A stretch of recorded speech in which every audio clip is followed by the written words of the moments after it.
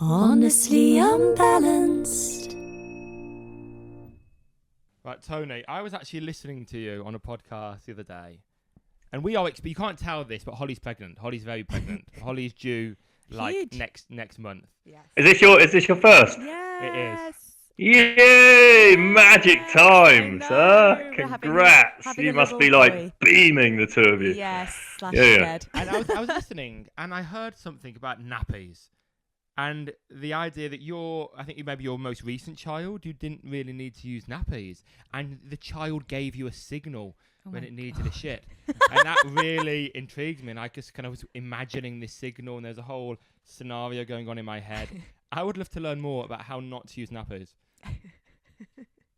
Okay, good start, man. Love that. Straight into the poop conversation. It's not just shitting; it's peeing as well.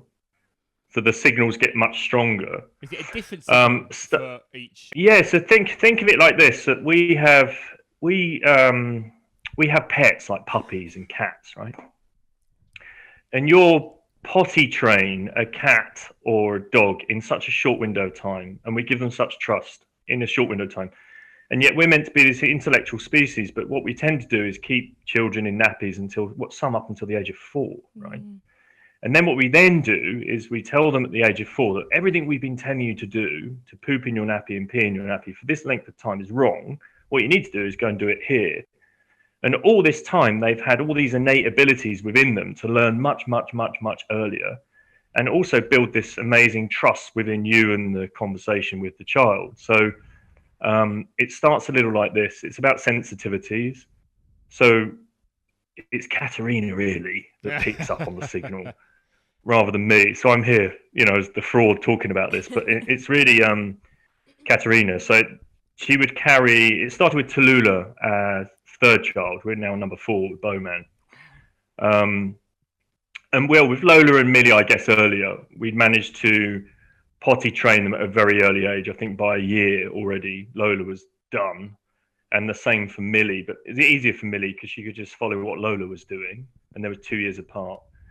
When it came to Tallulah, we were just so much more into our lifestyle and so much more, I guess, living this authenticity that everyone's in search of, or we were particularly in search of when it came to parenting, at least. And we'd read up on this continuum concept, and the continuum concept is a woman that lives with tribes. She's with them for like 5 years, comes back, and then has this huge epiphany when back of, oh, hold on a minute, the children weren't crying in these particular tribes. What was happening? And the kids weren't put down, and they were always being held and always being carried, and they could always be fed. They always had love when they needed it, cuddles when they needed it, and they didn't have nappies. But hold on a minute, why wasn't every parent covered in poop and everything else, right? So what we discovered then through that path was this huge trust that we could then have within that, and let's explore it.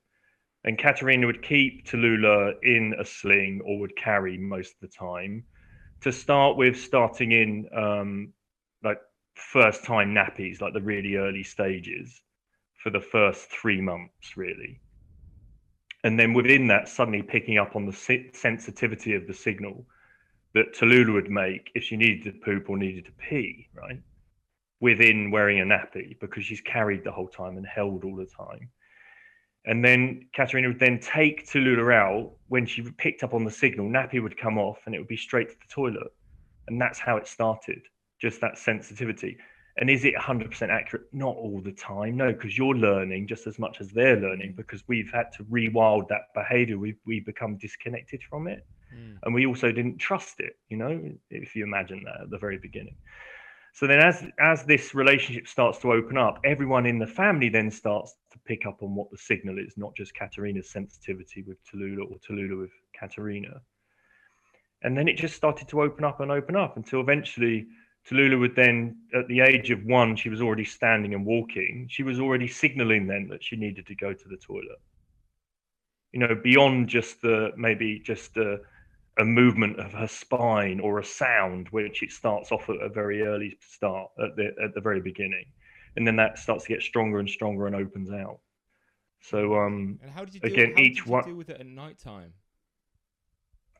Well, in the we co-sleep as well, so we would co-sleep, and in the very beginning she'd be in nappies, but within a very short window of time, again that just starts to move out. I think it's even with Bo, we were told with boys it's meant to be a slower process, more difficult, but Bo at the age of 1 was already without nappies in bed. Amazing. Oh my gosh. Yeah.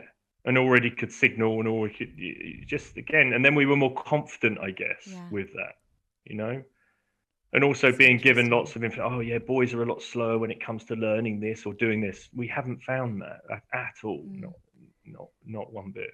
Wow. You know, just as quick to absorb, just as quick to open up, just as quick to unravel, really. And I think again, it's just the trust, it's the sensitivities, and I talk about rewilding and rewilding with clients and looking at our habitats that we live in, but really it's kids don't need rewilding. Yeah, they already are wild, I suppose. Yeah, it's already, they're innately wild, connected, empowered beings, and it's Yeah. often our tribes of influence that determine whether they remain so or not. So know? would you say, because I love the word rewilding, but I'd love you to explain in your own words what it means. And from what you said, it's almost like a coming back to being a child in a way. So could you describe what rewilding is? Well, it's the context around the environment, isn't there, where we rewild habitats. And we could look at models like the trophic cascade, where they reintroduce wolves to Yellowstone Park, and through that process, just introducing an apex predator to an environment, the habitat started to completely shift, because then you weren't having particular breeds growing in numbers, destroying the biodiversity. So more close to home, I went to visit the Knepp estate. Have you been to see Isabella Tree's place, the Knepp? So they had a farm, and they rewilded the farm. It started off with a meadow, and they started to see that the insect population, the pollinators were growing, and it changed the landscape completely. And then it's like, why don't we go a step further? And they started to introduce more ancient breeds, like roaming animals, ruminants.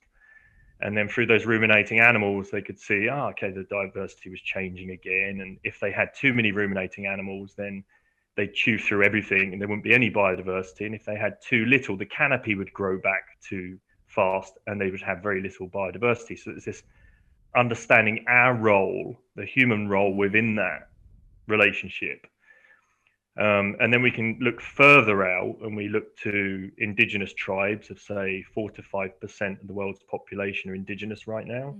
Yet they look after and support 80% of our world's biodiversity. Wow. So that's the human playing a role within that. Whereas the Knepp estate, on a smaller scale, we understand the sensitivities that if too many ruminating animals, lack of biodiversity, too much canopy, lack of biodiversity.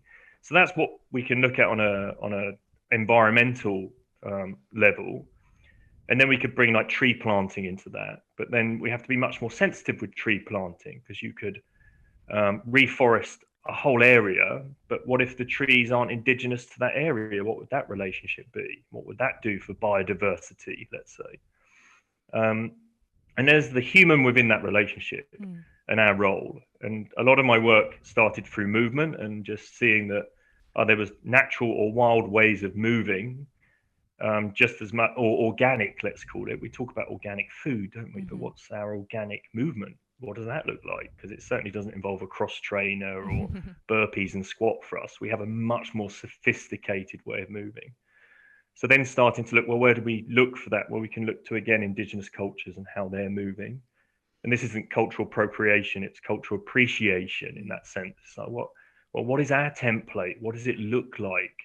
And we can look to the 4 to 5% of the world's population, really, to look not just at how they look after biodiversity, but how do they look after their own health and well-being? And that's where I come from at that level, is to look at, well, if that's movement, and how does movement look? Well, what does digestion look like? And what does sleep look like in nature? And then starting to look at our everyday environment, not demonizing the everyday environment, but to dismantle and deconstruct the ways of living that perhaps aren't serving us in this environment, and then reconnecting to ways of living that are more in sync with our human biology And where do we look? We can look to the natural world and the natural beings of the world to then enable us to thrive in our everyday environments. Before we move to the human body a little bit more, which we of course inevitably will, what you kind of alluded to there was almost like kind of a social action element of things, in that we are, as part of your movement, are you advocating that people participate in kind of wilding in the environment as well, and advocate for more appropriate tree planting and the like? Is that part of what you're trying to cultivate?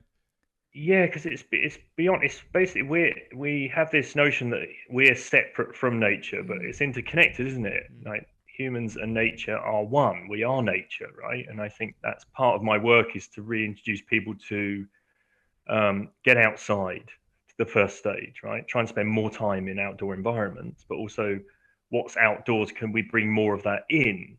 And then we can go beyond that and look to, well, how do we really open that conversation up? Well, the more natural the experience, the more natural my experience.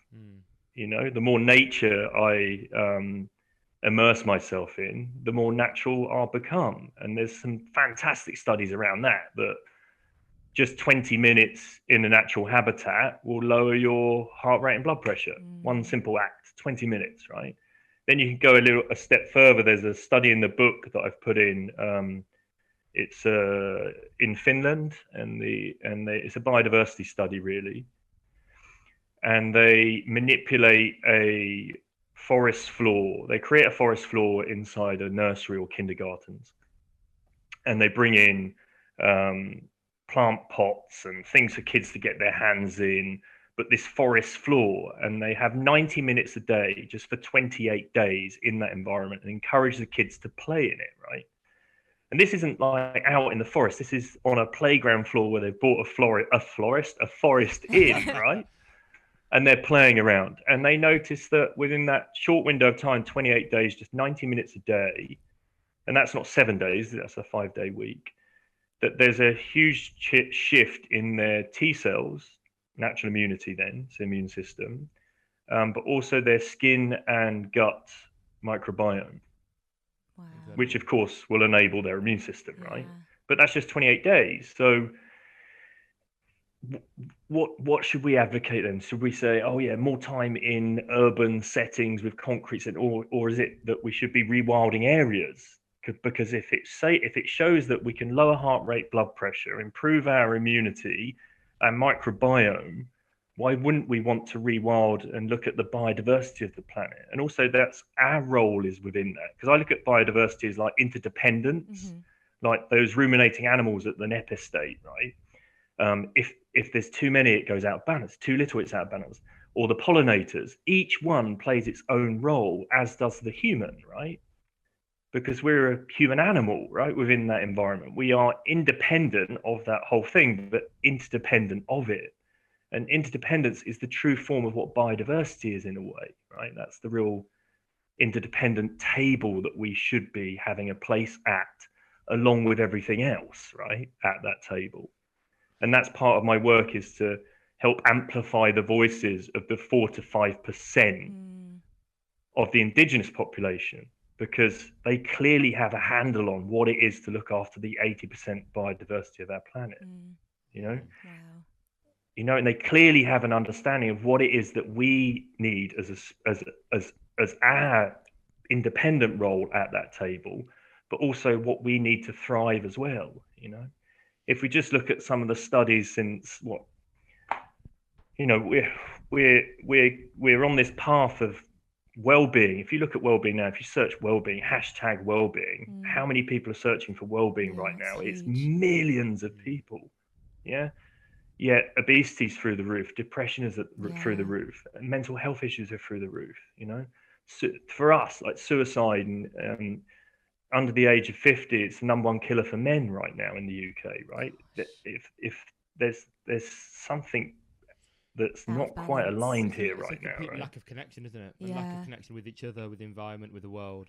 That study you mentioned before was it Sweden? Finland. In Finland, yeah. But that's also testament to the idea that we should let children just have some free play and free time and free movement and free exploration. Not just all the benefits from getting into the dirt, but just doing their own thing in a space. And adults. But I think there was a study on something similar, definitely not in the natural environment. It was in basically a junkyard. And I think the study was in the 60s, perhaps. It was a while ago. And they let these kids just have their break time in a junkyard. Okay, you couldn't do that now. And it was that bullying went down, like diagnoses of ADHD went down significantly in a relatively short space of time, just by allowing children to have space to do their thing and explore. And go back. Yeah, and carry on. Well, that's incredible, isn't it? Because then that's the playful act. You know, if we were saying about at the beginning, what is rewilding, and it almost feels like going back to, if kids are innately wild, connected, empowered beings, where do we need to get back to? It's that childlike state. I don't mean that we all become children. It's the playful state of mind that children have. And there's, again, where can we look? We can look to nature to understand what play looks like, rather than just the junkyard, because that's symptom relief of something where they're being immersed in play that removes the symptoms of, say, ADHD. Yeah, but what does it actually look like in nature? You know, if we remove all the cause and just look to what is the natural example of it, right? So that these aren't children operating with symptom relief and there's 10 leading out, it's through Peter, it's 10 leading anthropologists, and they're asked, what does play look like, or what does childhood look like in nature? And they ask 3 independent tribes, 3 separate geographic locations, all children. When the anthropologists are asked, how are the children? They're amazing examples. They're playing, acting out what it is to be adult to start with, you know, playing with fire, building shelter, but also playing at what it is to be the plants, the rocks, the animals within that environment. Be different to playing at being the coffee sipping adult or the one on their mobile phone, you know, and then we say, well, you shouldn't be on your mobile phone, but you're on your mobile phone. And the kids are playing out being on our mobile phone. Again, it's the act. So the kids are firstly they're playing out what it is to be adult, but they play from infancy through to adulthood, right? As in teenage years. So infancy through to teenage years. And so if that's the case and they walk straight into adulthood, then surely the play state is just adulthood. And the play state I refer to as like flow state. So we're immersed in courses right now of how to reach flow state and how to get flow state to be able to work. But really, that's like rewilding your play state, or rechilding, as I call it. It's getting it back to that playful state of mind. Play isn't really an act; it's a state of mind. That's the case. That's Peter Gray's work. So Peter Gray wrote a book called Free to Learn. So as a parent, another great book for you guys. Free to Learn. Free to learn. Free to learn. Flow state. Would you, just for our listeners, would you define flow state is a definition where the challenge that is facing you meets your ability head on, and then because they complement each other, you can actually thrive and just be in the moment? You could liken it to even the absorbent mind, which was then Maria Montessori's work. So Maria Montessori had this absorbent mind that kids, again, if we look at children as the template, are really absorbent to something. Could be, I'm fascinated, this jar's amazing right now. I'm going to learn everything I need to know about this jar because I'm really just into the jar, right? But the moment that I'm done with the jar, I don't need to learn anything about this, right, anymore. I could be onto the pen now, right? I'm really absorbed by the pen. And then it could be within an act. It's like, I'm really into running right now. Oh, wow, that's amazing play state, flow state while I'm running. I'm working refine my breath work while I'm running. I'm really flowing now. And then just off in like what would be almost like a meditative state within the practice. Versus there's an environment that we all went through, right? And a lot of that flow state and practices were taken away within that environment. I call it the school, right? So we go into a school and we sit in an environment, and Holly at the moment, so I'm really interested in the jar, but you're not, right? Okay, so I'll go, okay, so I love everything about this jar. It's amazing. And the other people in the class are like, do we really have to learn about the jar today? I'm not really into the jar. I don't want to learn about the jar. And yet we're being forced to learn about the jar, but there's me in the class and I'm loving the jar. So I get it 100%. But there might be someone sitting next to me who's like, I just don't get the jar. How comes he's getting the jar? What's wrong with me? Why don't I get the jar? So immediately that's challenging. So my receptors around what the jar is completely changed to the person next to me. And that could be any subject. It could be running, for instance, right? So I have people that I coach and on big retreats, or this, I hold something called the 100 Human Experience. Yeah. And we have play there, and it's very playful. And I have people that, I don't like running, or I've never run, just don't really like running. And I go tag, and I'll tag them, and then they're running. And suddenly they're running, but I don't like running. I haven't run for years, just have no attraction to running. But where can that happen? Well, it can happen again in a PE lesson, for instance. You might have gone into a PE lesson, and before that, you were very playful. You were like the kids in the tribes, playing out and acting, being everything, or playing on the playground, because that's a playground, isn't it? That's where we play. And then you get to a certain age, and the playground is no longer a playground. You go and have lunch instead, and your play turns into PE, which is right now a serious subject that's specialized as well. And rather than running around playing tag and running around on the playground and climbing things and jumping over things, although adult led, that still is adult supervised, it's still a form of play. That play now turns into competition, running around a track for time.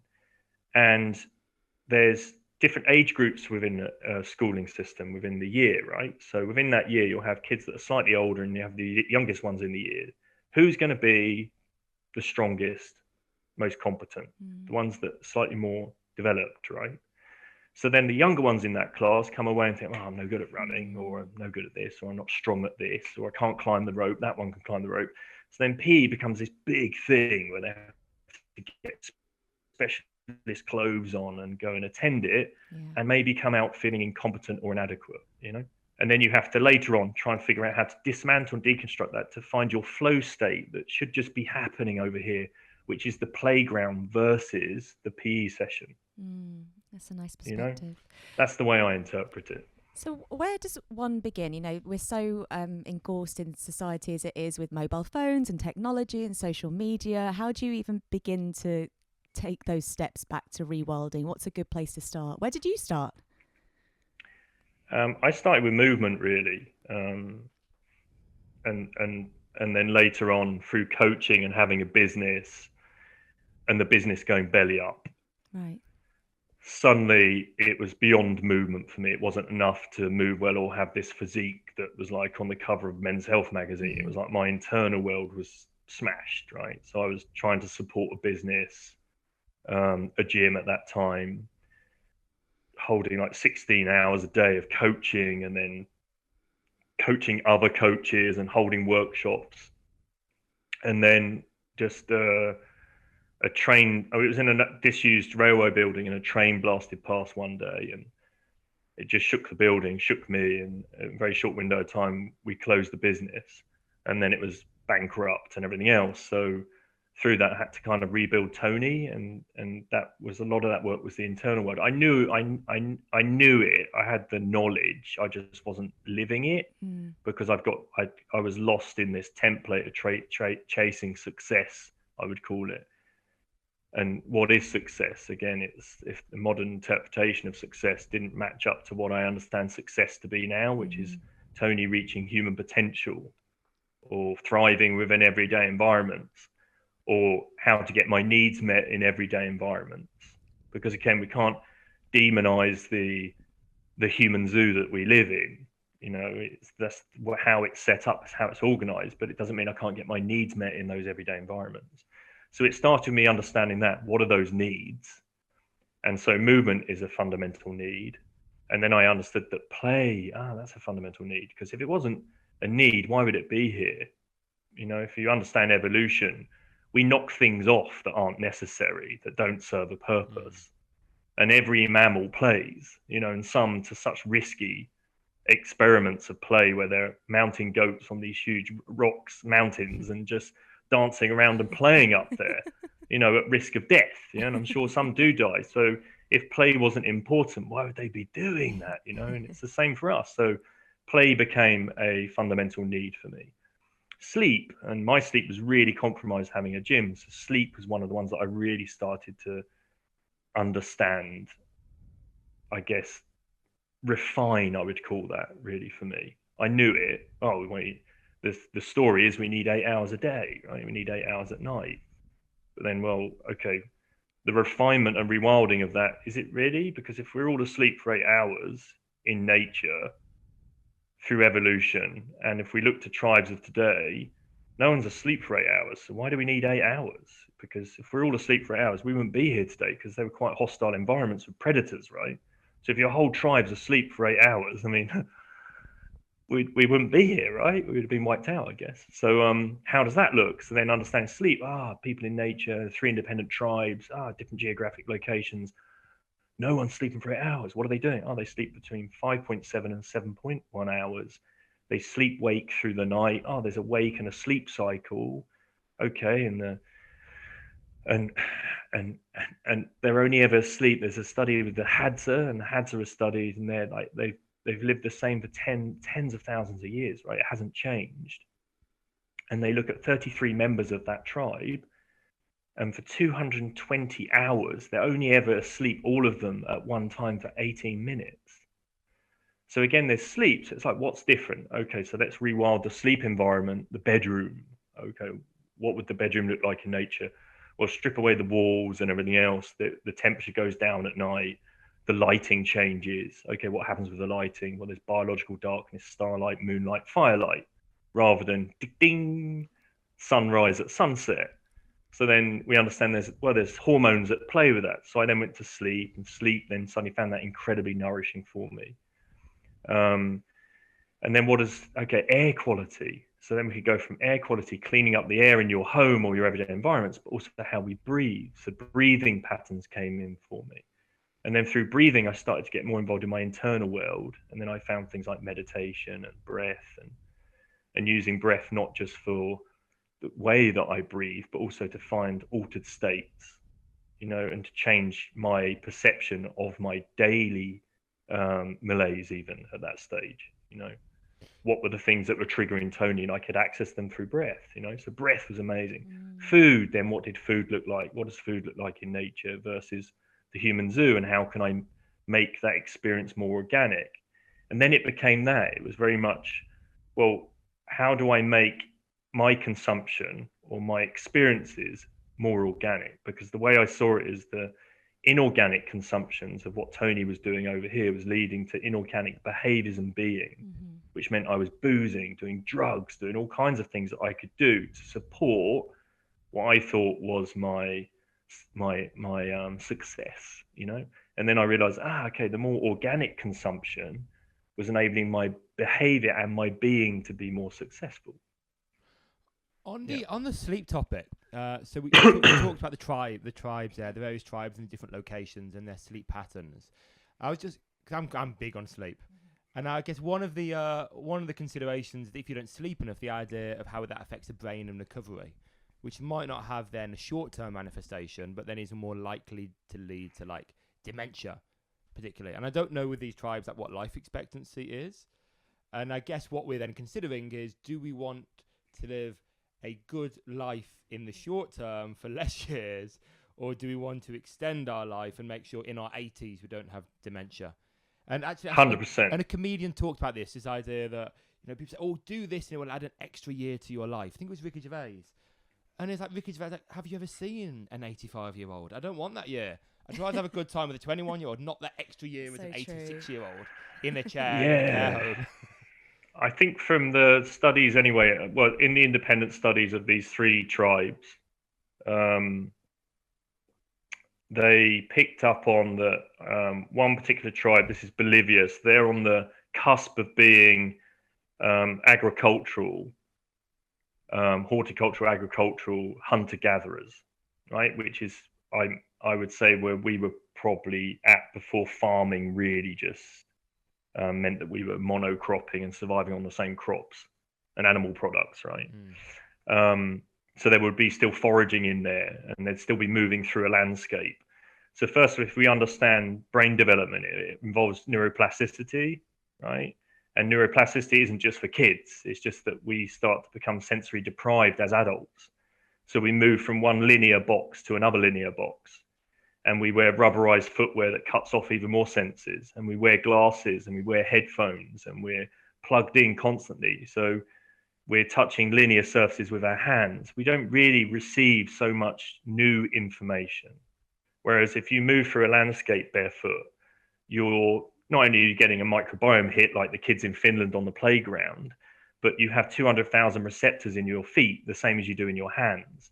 And you're moving over even a lawn. If you walk across the grass right now, it won't be the same grass walking back again. You'll have a new experience, right? You never step in the same river twice, right? It's always this new experience, always a new opportunity to rewire your brain.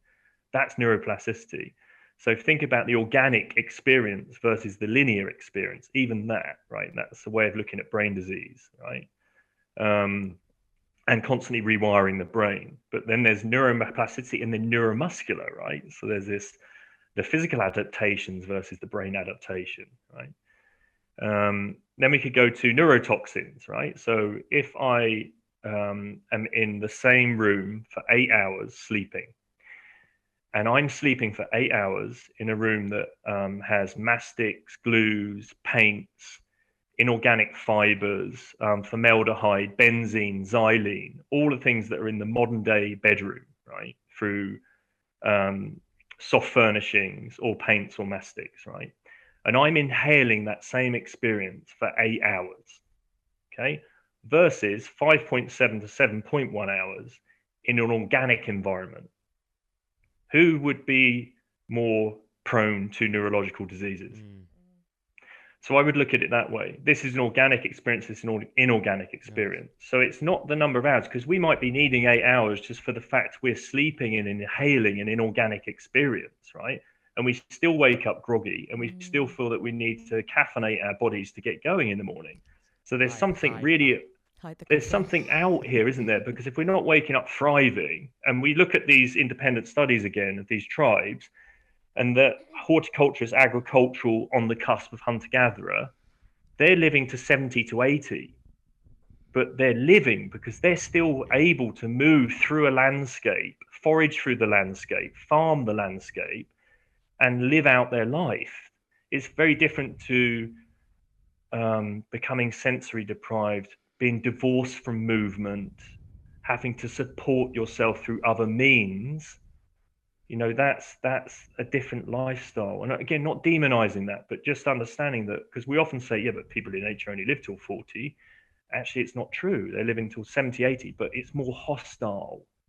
They're not getting wiped out by 100 different autoimmune diseases or our number one killers, right? Like for men under the age of 50, you know, or having huge waves of depression, or depression being the number one leading cause to time off work, or, you know, it's just looking at the sensitivities of it, I guess, and changing that perception of the environment. It's not just 8 hours sleep. It's what is the environment that I'm looking to go to sleep in, and what is the outcome? So and a lot of the information we're being told around sleep is most of those are laboratory studies. So we get to this, well, if we don't receive 8 hours sleep, then we have this outcome. Yeah. And some of those outcomes we're led to believe it's inflammatory disease, right? Obesity. And yet, if we look at the melatonin cycle, or melatonin itself, which comes in through having an organic sleep environment with organic light experience, which we call biological darkness, then melatonin is like a super hormone, right, in that sense, because it has antioxidant properties, anti-inflammatory properties, anti-cancer properties, and it controls the three main regulatory systems, your digestive system, right? Satiating hunger, right? Insulin, all of that is governed by melatonin, right? So it's not the hours of sleep, it's the environment of sleep, because melatonin is controlled by temperature and lighting, right? And then neurological diseases, well, what am I inhaling from that environment?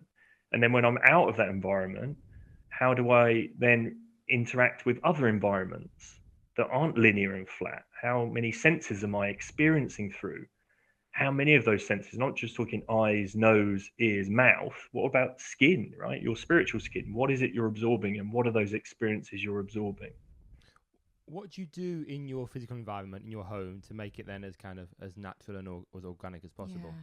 You got clay paint on the wall? Yeah, I would go with bedrooms first. I go that route is to think, well, firstly, where do I spend the most time? 8 hours, bedroom, right? So that's a third of your life.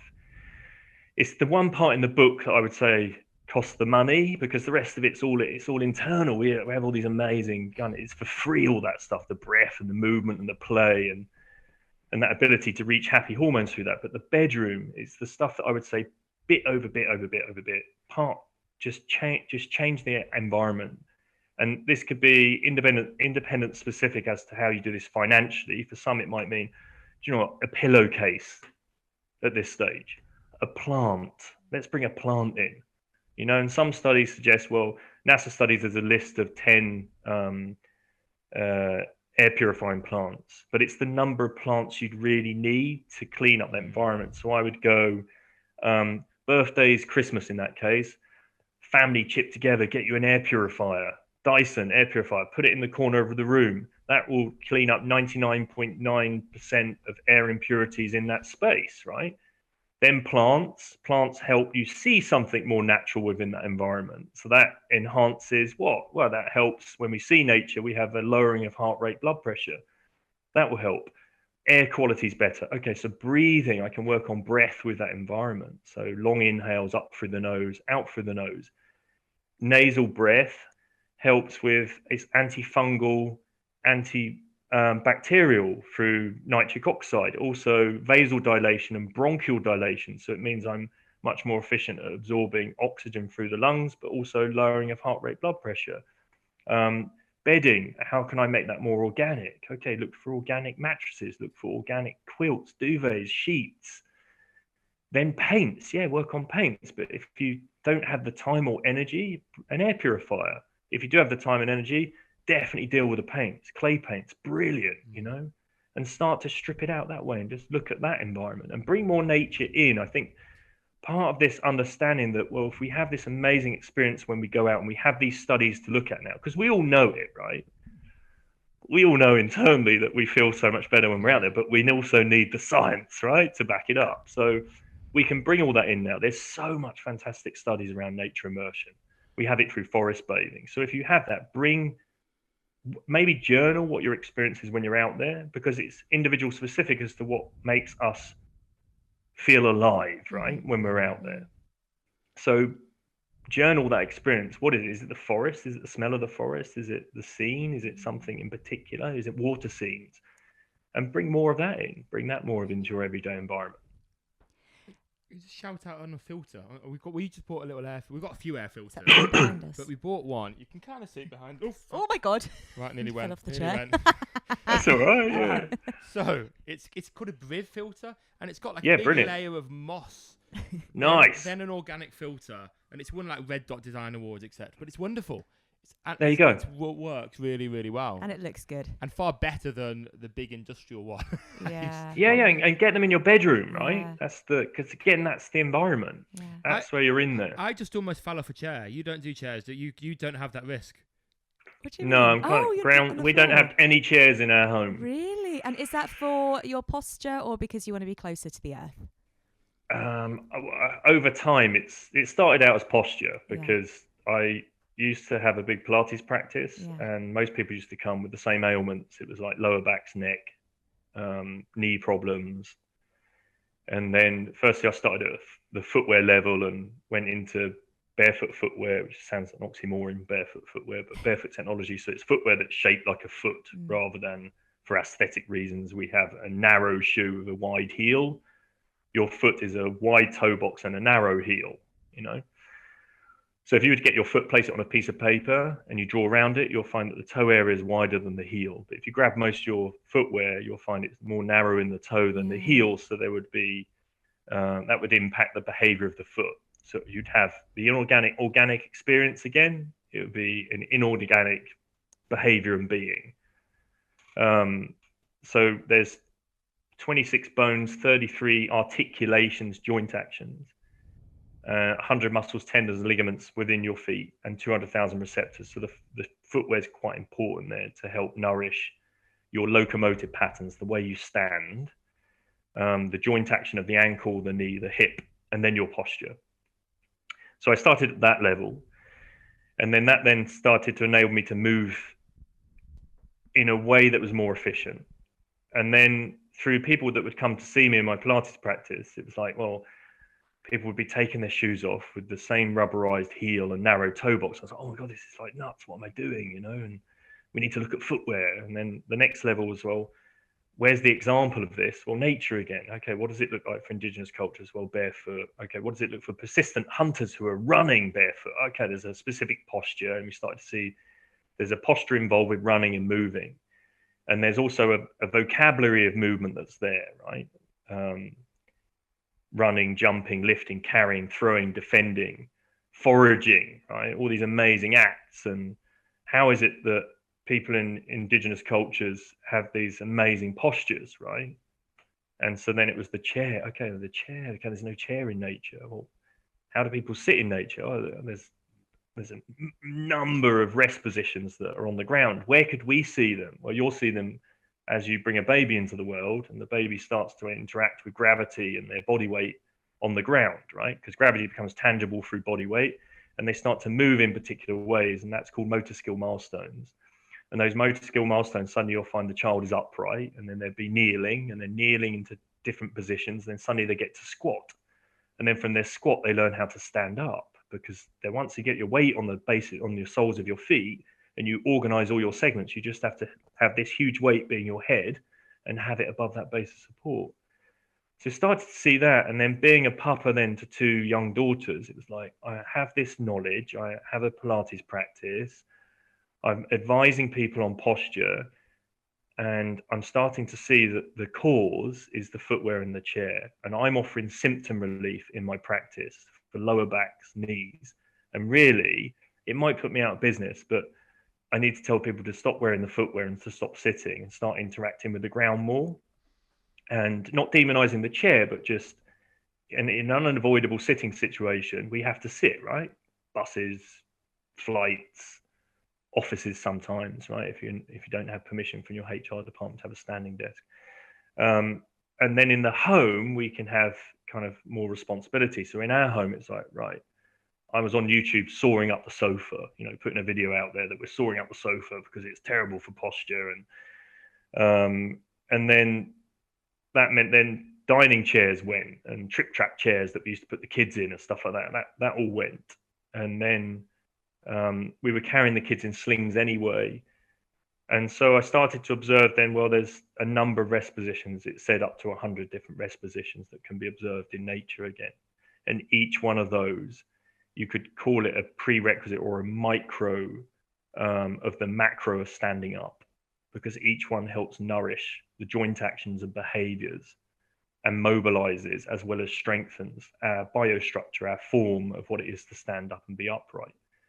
So it's not enough to have a standing desk if you're compromised in your ankle, your knee, your hip, or your head position, because it's just as detrimental to stand with poor posture as it would be to sit. So for me, it was to take people back and get them interacting with the ground. So at home, we ground sit, and it's I think within understanding Bo and Tallulah, because they were really exposed to it, is how quickly they interacted with the environment and became very tall and strong and upright at a very early age, and were very capable. So in terms of motor skill milestones, Tallulah was climbing at a really ridiculously young age, like in Ibiza over the rocks, like just, wow, look at her go. And the same for Bo, just developed very, very early in their capacity to move well. And I think that's part of that conversation earlier. It's this becoming divorced from. And I think when we sit for 10.5 hours a day, we become divorced from this amazing capacity to move. And it's very evident in teenage years, because we go from moving a lot as a young one, even though sitting, to maybe having to sit more. but yet we're growing at such a rapid rate, and you have to learn how to operate these huge levers as you're growing. But if you're divorced from movement for 10.5 hours a day, they become quite extreme. Whereas if you're always interacting with this physicality, those what we perceive as extremes of growth are on a micro level. So you'll always have this understanding of how to move your limbs, your levers, your capacity to move, you know? Can you tell us about your book? Yeah.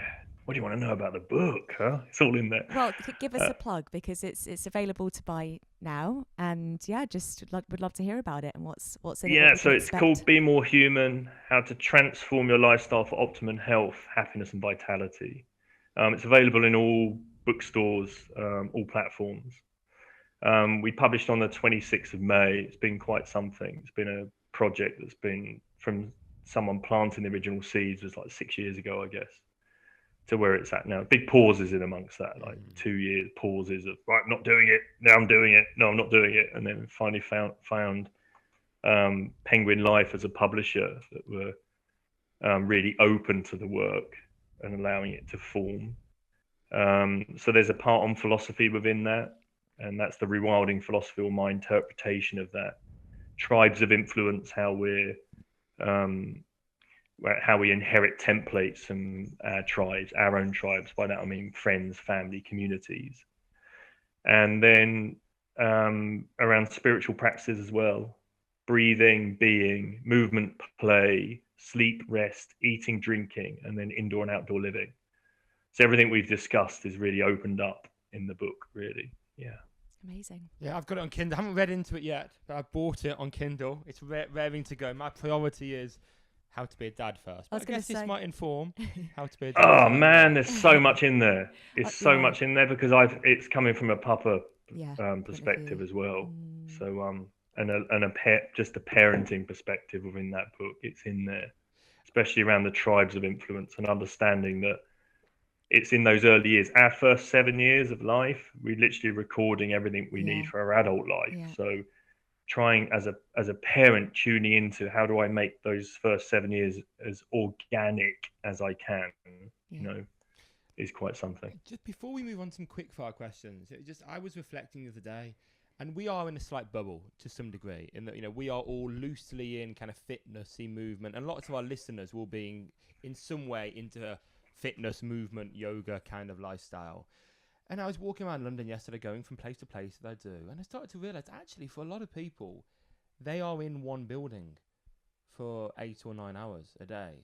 And then I realised how lucky I was. You know, I was moaning a little bit because I'm constantly on the tube or walking or cycling somewhere, and I thought, actually, just imagine being in one building for 8 hours, then going on the tube, and then being in another building for another 12 hours, or like being relatively static for that whole time, beyond maybe a quick gym session once or twice a week. I think we are in a little bit of a bubble, and I think it is important for us to read Tony's book. Yeah, well, yeah, and actually really imagine what other people's lives are, you know, what they're doing with those lives.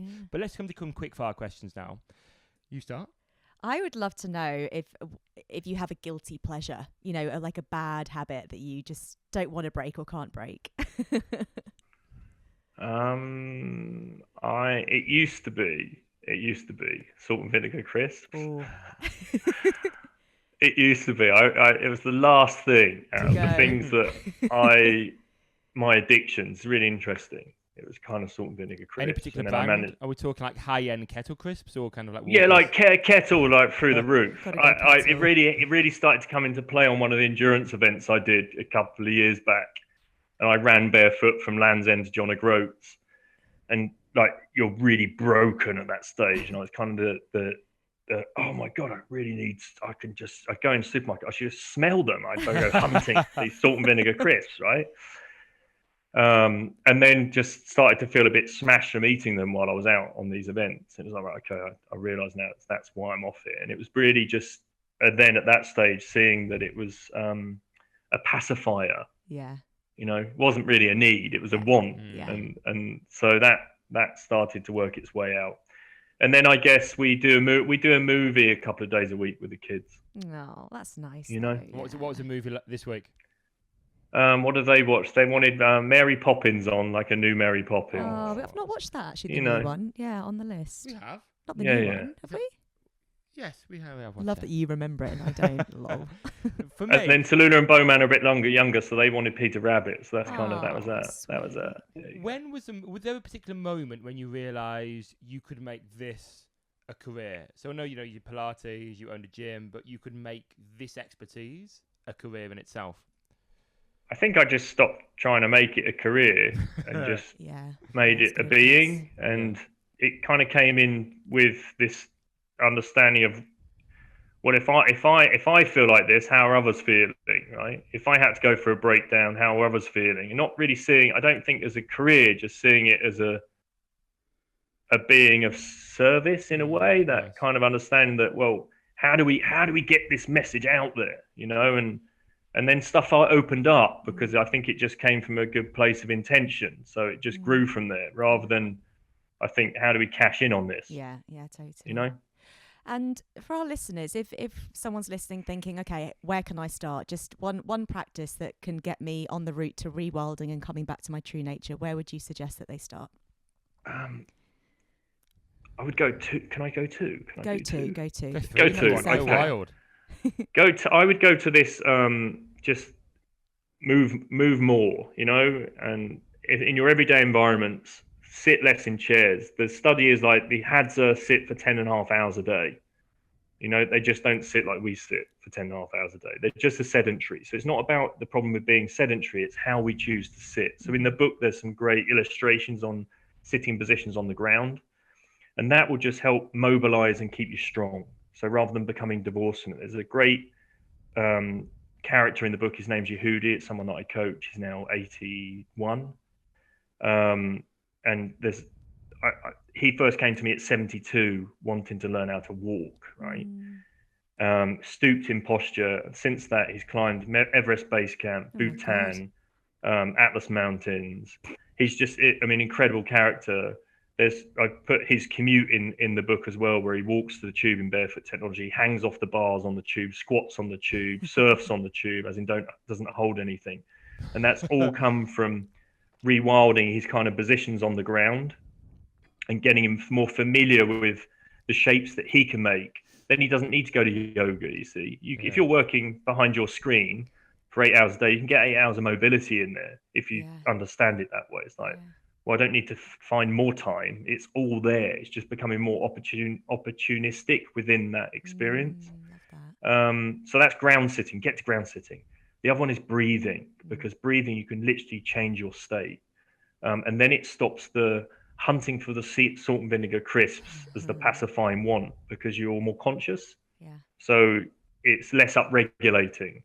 And the practice I often talk about is just this breathing on the hour. I call it a reboot. So you don't have to then have dedicated morning practice to sit and breathe for however long. You could just say, well, 4 seconds in, if you just relax your pelvic floor and your lower abdomen now, think about softening that area. That's the quickest way in.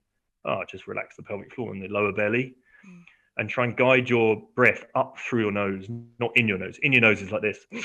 Up your nose is. And you take a long inhale. And if you take a long enough inhale, it's probably around 4 seconds. And then extend your exhale so it's a little longer. So it'll be what if I can't breathe out through my nose? There's no breathing police here. Just breathe out through your mouth if you're congested or whatever. But try and extend your exhale longer. And what we find is, if you put your finger on your pulse, when you breathe in, you'll get a slight pickup of your pulse. And when you exhale, you'll have a lowering of your pulse. So the exhale, the extended exhale, is associated with being parasympathetic, which is your rest and digest, which is your calm state, your more conscious state.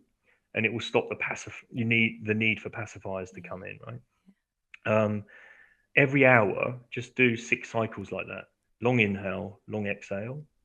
And 6 of those is just a minute, and everyone has a minute. And it doesn't matter then where you're at in life. If you're just going from one linear box to another linear box, in a vehicle, whatever it is, having very little time outside, you'll still be able to drop into a parasympathetic state if you can keep checking in with it. Because again, it's not demonizing any environment, it's how you can get your needs met within it. And if we're upregulated, we often find that we reach for the coffee, we reach for the snacks, we reach for the cigarettes, we reach for the booze. And in my case, cocaine years ago, right? So it's just trying to find what it can be to keep you in a calm, collected state. And breath is brilliant for that. Movement and breath, like my go-tos. And then the trifecta would be get out in nature. Yeah. You know, so there'd be 3 there: move, breathe, and chill out in We nature. can all do that. We can all do those Is there things. any quote or saying or motto you have for yourself that keeps you motivated or gives you a kick up the arse when you need it? Just this: I am an innately wild, connected, empowered being. I had 100 people at this experience. It's called 100 Human Experience. 100 people at the closing of it, and I had them yelling out, "I am, I am, I am." An innately wild, connected, empowered being at the end of it, like 100 humans, and then they go again and again and again until you really feel it. So I have a lot of practices like that. Because again, if we strip it right back, that's what we are. Yeah. And that's rechilding for me. It's like rewilding, rechilding is to get it back to that understanding. There are innate superpowers, right? And as many as we can return back to, the better, because that enables us to reach our human potential and step into the table or sit at the table of interdependence at the level of where we should be, so that we're not compromised and we don't compromise the environment at the same time. And very lastly, I think you actually have an event coming up in July. Is that right? Because I was looking at it thinking, can I get away with that being 9 months pregnant? Probably not. But that's what you're talking about now, right? Yeah, it's called the 100 Human Experience. It's down in Devon. Yeah. It's over a long weekend, so it's the 15th, 16th, 17th of July. So it's in 2 weeks' time there, soon upon us. And so that involves play, breath work, ice baths, cacao ceremonies, voice awakening work, ecstatic dance. Just incredible. And have 100 people moving like that together and working like that together. It's quite something. Yeah. Can people there's a few spots, I believe. Yeah, we kind of I hold back a number leading up to it. We've got to go. One time we're going to that. It sounds absolutely amazing. I think this year might be. Yeah, how many weeks are you now? 35 on Sunday. So wow, amazing. Waddling around. Yeah. Oh, it's exciting. So I might come to you for some tips. I would go. There's another great book called Magical Child, which is Joseph Chilton Pearce. Okay, Magical Child. Magical Child. Continuum concept. I've read Continuum concept. Yeah, it's brilliant. Oh, brilliant. Yeah, right? Really good. But okay, Magical Child is on the list. Thank you so much. Magical Child, because for everyone, regardless whether you're a parent or not, it's just mind blowing. You know, really is mind blowing. Awesome. Thank you, Tony. Thank you so much. Thank you so much for coming on.